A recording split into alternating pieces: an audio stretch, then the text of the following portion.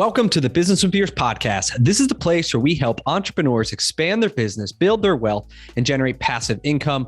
I'm your host, Brian Beers, an entrepreneur who's on a mission to inspire growth from everyone around me. Remember that you need to take the actions others won't, and you can live the life that others don't. Please be sure to check out my weekly newsletter that now drops every Thursday. It includes one quote, one tweet, one podcast recommendation, plus some business and investing insight from me. It's short and it's sweet. My goal is to provide you with just a couple gold nuggets to help inspire your growth. Go to brianbeers.com to subscribe. Hello, everyone. I'm excited today to bring you Michael Hartel. He's the founder and CEO of the CabinetIQ franchise. Welcome to the show, Mike. Thanks, Brian. Thanks for having me. Awesome. So how did you get into franchising? So let's kind of start in the back of how did you start the business and then how we got into franchising? Yeah, thank you. So I actually have a really interesting way of getting into the cabinet industry. It's not typical. I got a PhD in engineering from the University of Florida.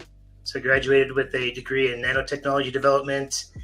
And then grad school for me was really interesting. I got a lot of chance to have creative freedom to do really interesting research, to publish papers, to travel. And then all of that really came to an end when I hit the corporate America lifestyle of 2 monitors, a computer, a boss, and lack of freedom to do creative things. So that really weighed on me for a long time, but fortunately I found real estate investing. So that's kind of how I got a segue into construction. So I started flipping houses in Austin around 2014, 2015. And from there, set up a construction company and started remodeling houses for other people. And, what happened is that I found a problem in the industry, and that was with cabinets and cabinet installation. So it's super niche, but basically you get to the end of a remodel project and you're ready to put in cabinets and countertops and finish your project. It's typically the last things that go in. And when it's not done correctly, your project literally comes to a screeching halt. And that's not fun when you're ready to wrap up and have a homeowner move in. So it was really the one item in the home that I didn't have the control on. I was hiring a subcontractor, different companies around Austin, I tried out, and everyone had the same problem: the lack of communication, the problems delivering the product that they said they were going to. So I took it upon myself in 2016 to basically start designing and installing my own cabinets. So I taught myself kitchen design, got into the theory, how everything works, and started ordering my own cabinets, installing my own cabinets. And it wasn't really long after that friends found out. So contractor friends and friends of friends started finding out. I would help them out. And then in 2017, I had people that I had never met before calling me up and asking to serve them. So really cool to basically find a problem, take it upon yourself and fix it. So fast forward 2017 to 2021, we won Austin Business Journal's Fastest Growing Company Award, which is a real honor in Central Texas. We also won it again in 2022. And at that point, I had a decision to make. We had a business model that was doing really well. I was able to hire the people to run the company, and really my focus was on growth and what's next. So what's next was either opening more corporate stores or going the franchising route. So franchising was super attractive to me, just the win-win nature of the industry. It was just a really interesting way to grow a company. So that's what I decided to do, was go the franchising route. So we partnered with Raintree, and now we're opening up units across the country. So that in a nutshell was how CabinetIQ was born. Awesome. And so what makes it different, like your business model different than the contractors you were hiring who weren't getting it done? Because weren't they designing it, and weren't they ordering it, weren't they installing? So I guess what's the thing that made you different and unique, and how you solved this from that detail? Yeah, sure. It's really about the technology and the process. So even starting in the beginning, before things are designed or installed, there's kitchen remodeling can be complex, and we designed basically a sales process to make it a lot simpler for the homeowner. And what I mean by that is we have people that come into our store and say, I don't know if this is $10,000 or $100,000. in most kitchen and bath places, their answer is really frustrating to the average homeowner. They tell them that it depends, right? They'll literally say it depends. I don't know. It depends. And that's not what you want to hear as a consumer. So what we designed is a really interesting budgeting tool.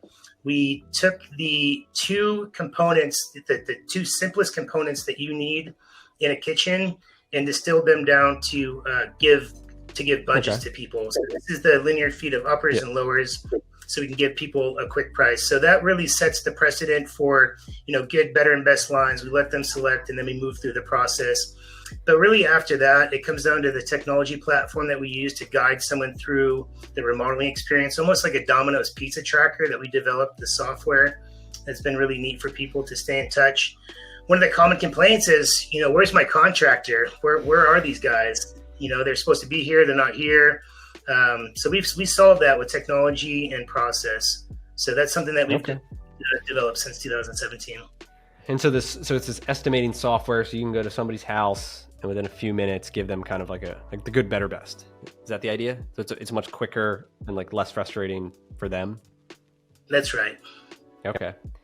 And then how do they deal with countertops then? Do you guys do that, or is that like on them to find a countertop person? We do cabinets and countertops. So those are our two offerings, and our only offerings actually.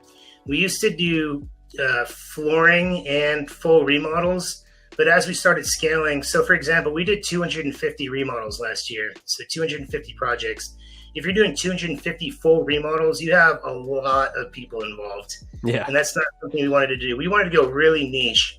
So we do have competition in the franchising industry, but they're not really in the same niche that we're in. They're either tuning up a kitchen and they'll go out for a few $100 ticket to add hardware or paint cabinets or fix something.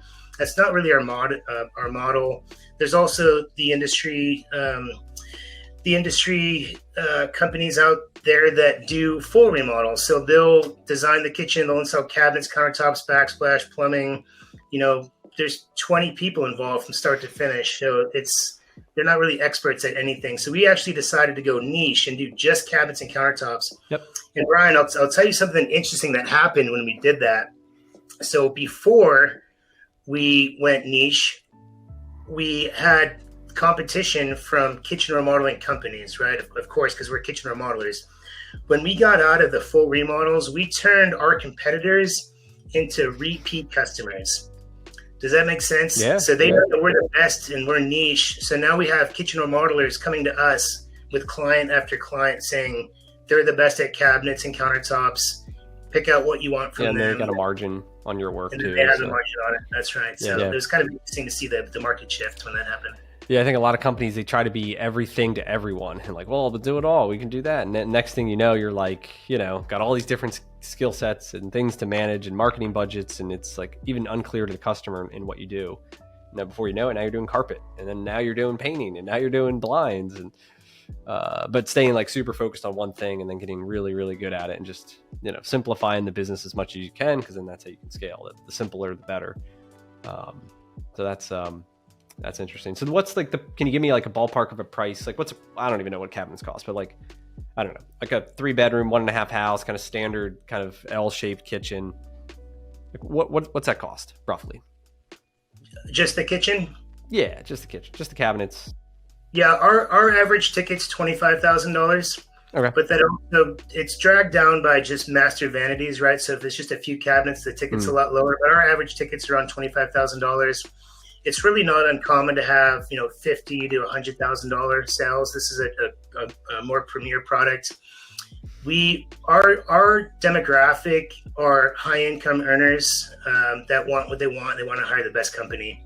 There's a lot of, we'll call them bottom feeders that compete on price, and we're really elevating ourselves out of that.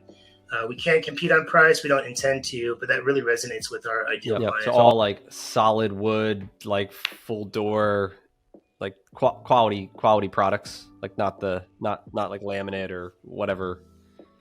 That's right. So it's the mid to high end products. So we've done a really good job of curating these national partners that are able to provide discounts to our franchisees and support them in their showroom build out as well. Okay.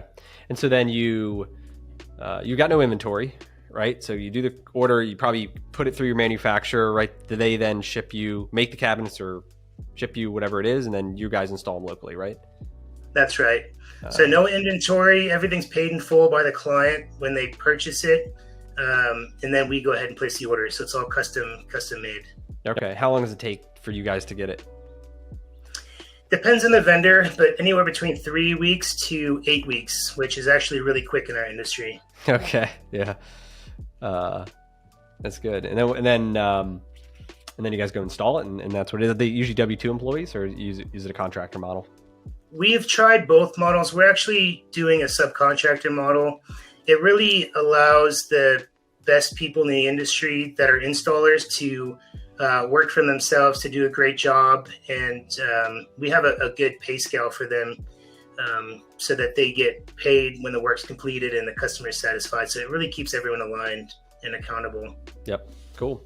Yeah, let's dive into your numbers real quick, if you don't mind, giving people kind of an idea of kind of the scale of this thing. And so, yeah, you got a pretty good item 19. For those who don't know, it's, in the FDD, they can disclose, franchisors can disclose financial information, and they can disclose everything, nothing, somewhere in between. So these guys got a full P&L for, it appears, 2 locations, one that's its first year and one that's the 5th year, doing some numbers. So I'm just going to go ahead and read these and maybe comment on it or whatever. But yeah, so the one store been around. So Cedar Park, that was the original store. I guess is that in Texas? Is that like Austin-ish?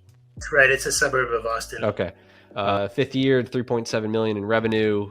Looks like they're netting about $500,000 of EBITDA, about a 14% margin. The other location in somewhere in Austin, first year did a little over $1 million, netted 193,000 EBITDA. So 19% margin.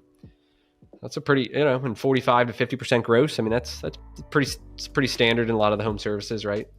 That's right. And just to mention, the numbers that you're stating, like the EBITDA, that's after royalties are taken out. So that's for the franchise. So more realistic of what a franchisee might be able to experience. And so the model is, so your cost of materials is in good, and labor is roughly 50%. So your customer's buying $25,000, they're paying you a half down, the 12K or whatever it is, or are they paying the full? Full. They pay in full. Oh, you got to pay in full before you do the work. Okay. That's right. So they, so it really helps with the cash flow. Okay, it really helps with the cash flow. Yeah, because then you're paying all the bills from the cash you already got versus being negative. I always like those business models. Some other business models that are more like, AR based, and then like you're doing the work and then you're not even getting paid for 45 or 60 days. You become kind of this negative cycle. You want to grow, but then it costs you need like a line of credit to float it. Right. That's not fun to have to manage. It's a strong business model. So, and so I guess talk to a little bit about, I don't know, I guess from a economy standpoint, like where do you see the business going? Like, when people say, is it recession proof, or is it like resistant, or, how do you kind of combat that? Where do you see this kind of fitting in over the next, I don't know, maybe 2 years or so? Sure. Yeah. So the business is dependent on the remodeling industry.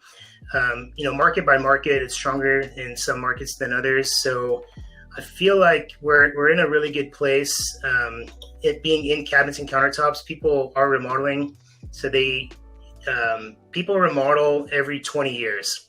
So basically that's just a national statistic. So our market that we give the franchisee, they have the opportunity, the math ends up being, because it's 100,000 households, it means that there's 5,000 opportunities in that market every year to remodel. So there's plenty of opportunities. So it really comes down to our corporate presence, helping the franchisee show up and talk about our business model, why we're different than chucking a truck, cabinet company down the street, and winning those sales. So that the business is still there. It's still going to be there. Is it like an industry like HVAC, where if your air conditioning goes out, it doesn't matter if it's a pandemic or not, you have to have it fixed? No. But the industry is still very strong, and it has a good sentiment ahead of us. Yep. Okay. Is that $25,000 average? Is that within industry too? Is that kind of an industry average? If you kind of said, all right, well, there's 5,000 people a year getting this done at $25,000, so like the addressable market, it's $125 million of cabinets that get done in a given area. And that's just like a question of how much of that 125 million can you get? You know, you get 1% of it, you got $1 million, right? If you get 10%, you're doing really good. Yeah, it's market by market, right? If I think Austin's kind of a mid-tier city, there's definitely bigger markets with higher value homes. Most people, here's a statistic for you. Most people spend around 12% of their home value on their kitchen remodel. So you can kind of use that to gauge, you know, if it's a $200,000 house versus a $600, $800 million house. So that's kind of a market dependent type of statistic. Okay. What's it cost to start one up? The all-in is around $189,000. That's a $60,000 franchise fee, and then the rest goes into the showroom build-out. Okay. Which actually, for a brick and mortar, is really low. We did this intentionally. We talked to our vendors that we partnered with nationally. They've all agreed to either give the showroom materials for free to the franchisees or discount them between 50 to 75%. So if you go start your own cabinet company, it would cost a lot more to get into. So that's where we're at for the. Okay. So what's that space look like? So what kind of franchisee expect to kind of, what type of space? What's it like roughly cost? Talk me through that. So what the retail location? Yeah, your showroom. Sure. So it doesn't have to be grade A. That really helps keep the real estate price down as well. So kitchen remodeling and cabinets and countertops is more intent based. So you're searching for something. You're not driving down the road and you see a smoothie shack. You want to pull in and say, hey, honey, stop the car. We're going to get a kitchen remodel today. So it is intent based. It allows us to be in some light commercial parks that have a lot lower rent. Our showrooms vary anywhere between 1,200 to 1,800 square feet. But we've been kind of redesigning, kind of re-engineering the shopping experience for clients to get the highest dollar per square foot out of it. Okay. Yeah, because that would make, because that seems like part of the challenge is if you want to be an industrial real estate, you get these huge properties, right? You only need like this little sliver of it. And so probably finding that mix of, you know, lower cost, but still kind of in the region that people aren't going to drive like to the hood or, they're not going to drive that far, right? But finding that is probably, something you probably got to work through. They got to work through, right? Yeah. We partnered with Resolute RE. So they've been fantastic for our few franchisees that are starting up now. So really good at understanding the demographic, where those people live, and then finding the best location that suits the business. Yeah. Okay.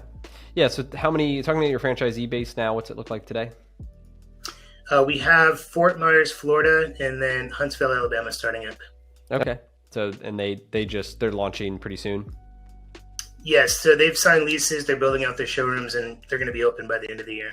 Okay. Awesome. And then what's the model look like are they the sales like rep, like kind of running the business, or like what's the structure, like the org chart would look like for one of these?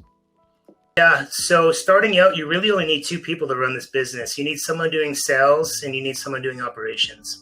So really for both of the locations that are starting up, they both wanted to run the business and hire a designer / salesperson to make the sales. But it's a business that's scalable. So basically the two people starting out, someone's doing the initial client introductions, showing the showroom, doing the in-home consultations, designing and selling. They have a process to pass off the paperwork it's all digital paperwork, but paperwork nonetheless, over to the operations team, and then operations sees it through. So using subcontractors, you can use just two people to start scaling the company. Yep. That's awesome. And then talk to me about the territory, 100,000 people. What's that look like zip code wise? Is that people buying a couple to get a bigger territory? It's 100,000 households, so the population of that is bigger. So 100,000 households. We have a deal going through this week, actually, up in Connecticut. So New Haven, Connecticut. It's a 4-pack. And then Nashville and Chattanooga are also looking at multi-territories. Okay. Yeah, awesome. And then how's it been with Raintree? So for those who don't know, Raintree's a franchise sales organization. I think that's now part of one of the largest. And from what I understand, they're pretty selective in who they work with in the companies and the founders, because they want to have a reputation to maintain as well, and making sure that they're growing good companies. And so, can you talk me through how did you find them? Did they find you? Talk me through what was the selection process like, or the interview process like? Sure. Yeah, great question. So I'll take a step back and say that I tried franchise sales by myself for a year, and I had such a great appreciation for brokers and FSOs after that. It's an industry that it's kind of a grind, and you have to be really good problem solving and talking to people. And not that I didn't have time or wanted to do it. It's just not my specialty at all as a founder. So you do a whole year of that, and you quickly realize that you need to hire someone else, right? So I'm the type of person that always likes working with the best of the best of the best, and just going straight to that source and finding the best team that I can work with. So I did a lot of research and found Raintree, found them, filled out a form online, did several Zoom calls with the team with Raintree. They ended up coming to Austin to meet me face to face, and just our core values aligned, the mission aligned. Responsible franchise growth is what our plan was, not just to award as many units as possible and exit like some brands are trying to do. We really wanted to grow a real system and become a household name in the country. And with that, you do need the best. So we took on Raintree. We've onboarded them, I think, in April of this year. And we went from, struggling with lead generation and moving people through the pipeline to having a full pipeline and, having people come to Austin. So now, I know we've been franchising last year and this year. This is the first year that I consider us a franchise, because it's just, it wasn't done right the first time. Yep. We did all the work to prepare to launch a franchisee and have all the support systems, the total learning management systems, the checklist, the onboarding. We actually hired a full-time franchise trainer to help guide them through the process. We had all this staff in place. What we lacked is people moving through the pipeline correctly. So this is the first year. Halfway through this year is where we started franchising, and now the growth is going to happen. So really, really fortunate to find Raintree. They're just top notch. Everyone in their entire organization is top notch. They really help with the marketing and the message, and then the pipeline moves through with the candidates. And then really my job is to hop on founders calls and then have people at the meet the team day. So it really takes a load off of our plate, so I can focus on making a franchisee successful. Yep. Yeah. And franchising is like a team sport. You got to have a lot of different people, with a lot of different skill sets. And I think, I think it's always a good thing when, the franchisor like you or the founder is trying to build a team around you and identify that, hey, your skill set, is probably, figuring out the better process, better, how to make succeed, more successful. Like you got the engineer brain, right? And so always trying to find the better solution, and you kind of marry that too with people that are really good with people and working them through the process and the relationship side. And then, obviously you've got this like ops team that's got to then support them once you're in. What's that look like? What's the ops team side of the business look like? Sure. So we have a director of operations. He comes from a Six Sigma Lean background in process engineering. My happy place, my skill set is really sales and marketing. That's where I thrive. His is more in operations. Okay. We have a kind of a running joke. If you ask him what his favorite cabinet is, it's the one that comes in undamaged and on time. Kind of like a running joke in our office. So he's in charge of operations and really guiding the franchisee through the process. We have a trainer, a sure launch coach that we pulled away from another large franchise system. So she's developed all of our training and also is the liaison between the steps of the process to get them from not knowing anything about kitchen remodeling, not having a store, all the way through the initial opening. So we have 2 people on our franchise team now. And then we also have a kitchen designer trainer. So this is someone that's an employee of ours who takes someone from not knowing kitchen remodeling at all to understanding the software, the theory, and having kind of a mini PhD in kitchen remodeling. So she's the one that launches them. And then she's also the design support. When someone launches and they have a question, how is this going to work? She hops on calls with them and gives them design support. So there's a lot of corporate support to have the consumer end up having a good experience with our brand. Yep. Yeah, that's awesome. Where do you see the company in 3 years? What's it look like? Sure. In 3 years, I'd like to be around 50 units, 50 really happy, successful franchisees. That'll be a good runway to growth. We're being extremely selective. It's no secret in the industry. I've heard this from everyone I talk to that's experienced the first 5 or 10 franchisees that come in. They have to be the rock stars. They have to be successful. So we've been really selective in who we're bringing in. We have, so we're being selective in who we bring in. We're going to have them get ramped up, obviously learn a few things. Being the first 5 units, we're going to have some things to go back and revise the process so that we can, do it better the next time. We have 5 core values. Our second one is be a lifetime student. And that's just a part of continual learning and process development. So we really want to dial this in for a year, make sure that they're happy, successful, and then I feel comfortable launching. So we want to do it the right way. Yeah, that's great.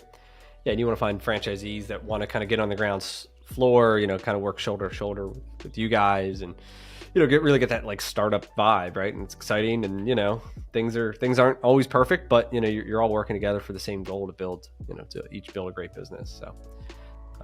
What's interesting is, so our current franchisees that are coming in, they actually are executives at some large banks. So I don't want to give out, their personal information or kind of where they're at, but they're making a big career change from a very successful pinnacle of their career to basically owning, a kitchen remodeling business, CabinetIQ. So it's really cool to see us align. And the way that this ended up, a common denominator is that everyone we're talking to that's really bottom of the funnel, ready to pull the trigger on this, they've all gone through a kitchen remodel in the last couple of years, and they just had a nightmare of an experience. These are very smart people that did the best thing, making an educated decision, and they just said, no one in this town knows how to do this. And when we explained how we're different, our process, and I won't get into all the details, but it just clicked with them, and they said, this is going to completely change our industry and our local community. So it's really cool to see people align in that. Yeah, I think that's awesome. And I think a big part too of people just experiencing, and I do all the time. Like I've experienced pros and cons of in the service industry and thought, man, that's a really good business model, or like, hey, like this is like a complete disaster, and there's definitely someone can do it better. My wife was working to buy blinds, and she had to schedule it, but she only could call this person between there's like a 1 hour window this person would pick up the phone to schedule it. And we can't just text you. It was super manual and extremely frustrating. And anyway, not a modern franchise. It wasn't a franchise either. So anyway, there's definitely a better way for a lot of these things. So cool. I appreciate you coming on and sharing your story. I'm excited to see you grow. And I think it sounds like you got a pretty good model. And if anybody's listening wants to learn more, they can shoot me a message, and happy to connect you to the team at CabinetIQ, or if you reach out directly, just let them know you heard it here on my podcast. It'd be great. So thanks again, Mike, for coming on. And we'll be in touch. Thanks, Brian. It's been a pleasure. Thank you. That's all we got for this episode with the Business with Beers podcast. One thing that would really help both us and other new potential listeners is to rate the show and leave a comment in iTunes, Stitcher, wherever you listen. Also, make sure to link up with me on your preferred social media platforms, LinkedIn, Instagram, Twitter, Facebook. You can find all my links at brianbeers.com. Please just share the podcast with anyone who you think might enjoy it. And until next time, remember to take the actions others won't, to live the life that others don't.